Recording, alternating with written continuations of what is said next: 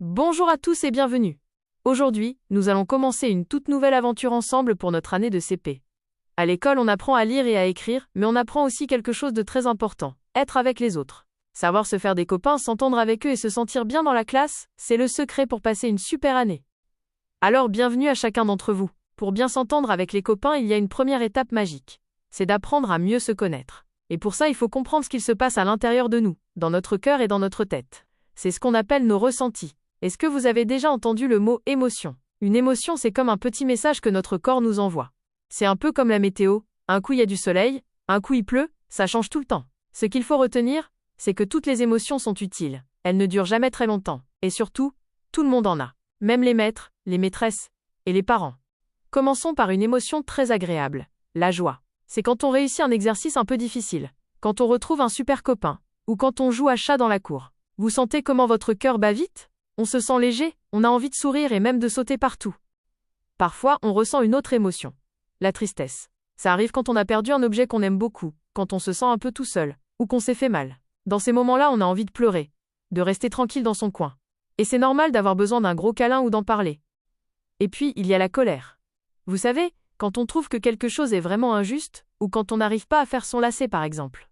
On sent que ça chauffe à l'intérieur, ça monte, et on a envie de crier. La colère, on a le droit de la ressentir, mais il faut apprendre à la laisser sortir sans faire de mal aux autres. La dernière grande émotion, c'est la peur.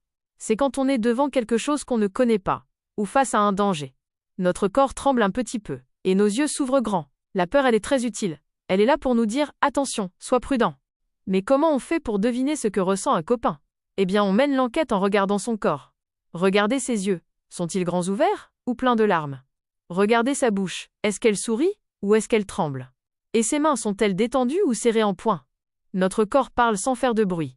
Si on résume, voici notre top 4. La joie, la tristesse, la colère et la peur. Ce sont les 4 émotions que vous allez croiser le plus souvent dans la cour de récréation ou en classe.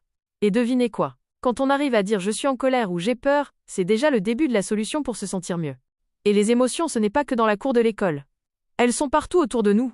Quand on écoute une musique très douce, ça nous calme. Quand on regarde un tableau avec des couleurs très vives, ça donne de l'énergie. Et quand on lit une histoire, on ressent la même chose que le petit héros de notre livre. C'est bien beau tout ça, mais parfois, l'émotion est tellement forte qu'on a l'impression d'exploser. Alors comment on fait pour gérer ça? Imaginez que votre cœur c'est le ciel.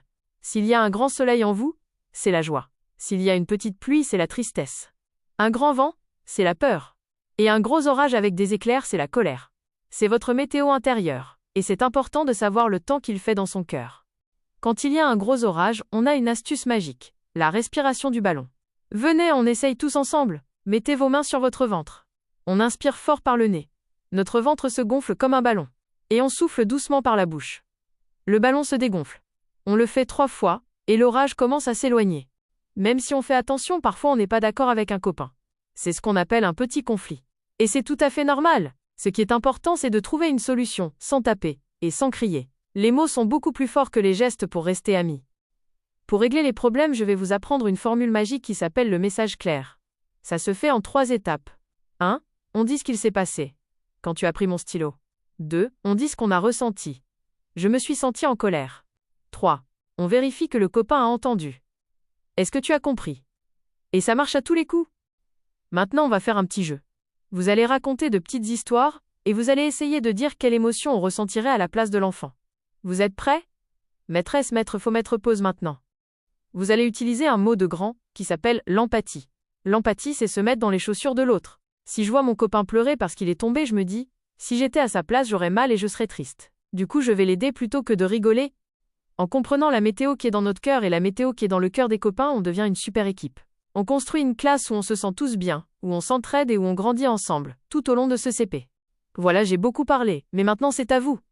Est-ce que quelqu'un a une question? Ou bien est-ce que quelqu'un a envie de nous dire quelle émotion il a ressentie aujourd'hui, depuis qu'il s'est réveillé ce matin? Pour nous aider cette année, nous allons fabriquer 2 grandes affiches tous ensemble. Ce sera notre trésor de mots. On va y écrire les mots qu'on vient de voir, coller des photos de visages qui font des grimaces d'émotion, et on va les trier. Celles qui sont agréables à ressentir d'un côté, et les désagréables de l'autre.